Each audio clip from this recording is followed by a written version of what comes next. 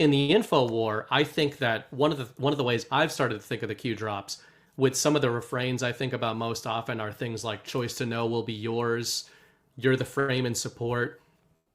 I used to think of that a little differently. I used to think of that as everyone's going to wake up to the same thing we are, and we're waking up first. And we're going to support all of them when they wake up. And when you reference other people that comment on the drops, etc., they might end up being right, right? They might end up being right, and I might end up being wrong. But the way they handle the drops is this is all we need to talk about because we need to learn how to be the frame and support for everybody else. And that is how I thought of things originally. Lately, and like you said with your own mindset, this is recent for me of how I started to think of this.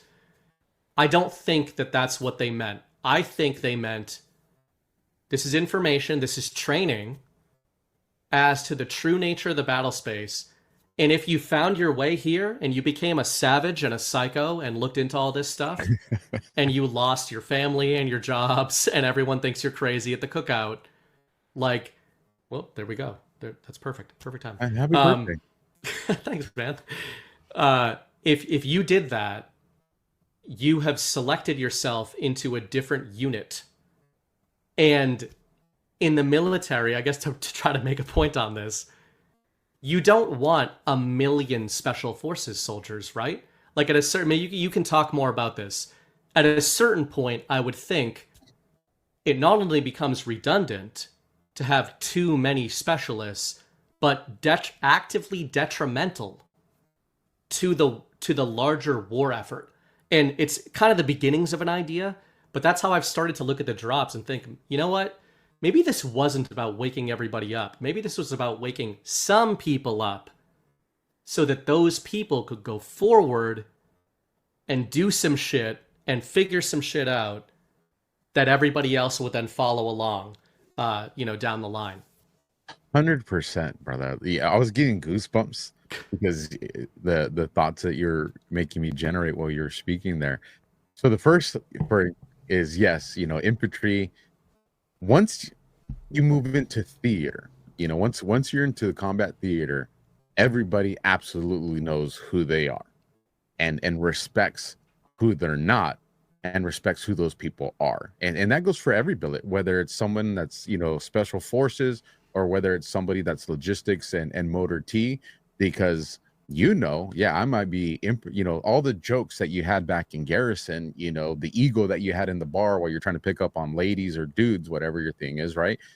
That's gone because now it's the realism, because what's at stake, your life, freedom, country, sovereignty, all that stuff. And you realize, well, yeah, I might be infantry, but without the motor T guys, I don't get no more bullets. Right. Or You're food. Dead either way. You're dead. Yeah. And so, so there's this mutual respect that happens once you get into theater. All the other stuff is gone. So there's that. The other part to what you're saying is there's a reason these special forces units force attrition. And it's for that. You want to keep the family, you want to keep the personnel numbers in those things manageable. And would you like to have 20,000 SEALs? Yeah, it sounds cool, but then it starts to become unrealistic to be manageable for what that specific unit is designed to do. So when you use that kind of mindset and look at the drops, so to speak, there's a lot of things that happen that force attrition within the community. That's not the bad guys doing it. It's the good guys, because it has to be manageable. Listen, we all look at handlers, and we think the bad thing, right? There's a Fed and there's a handler. But there's a large portion of us that probably do not realize the good guys have handlers too. They put up the bumpers in the in the bowling lane to make sure we don't go too far off that way or too far off this way. Well, they have to be able to assess who are the people that can have tangible effects on a demographic or a target group that's going to benefit the mission. And so to do that, they'll create scenarios. They'll create information, true or false, that's going to force attrition. And the way people respond to that is how you start to see who are the people that are going to continue on to be part of this elite unit. And we have definitely seen that here in the last 4 weeks. I mean, it's been massive. Now, my opinion, this is speculation for me. This is not something anybody shared with me, but this is just me doing pattern recognition from things I saw in the military and things that I saw, you know, in law enforcement. Imagine being in the military, BB, and you know, you're like, we got to take this quadrant of Fallujah over here, and you're fighting your asses off to take in. Guys are getting hurt, people are losing their life. You come close to losing your life. It's a dogfight for a few days, and you finally take it over. And you're looking back at, you know, everything you had to endure to take it over. And then all of a sudden, your command staff says, "Hey, pack up, boys. We're shifting over here to this other place." And you're like, "Wait, what? You know, we're gonna forget what we just did to get here?" And you know, you're pissed off. Your morale kind of comes down a little bit because of what you just went through.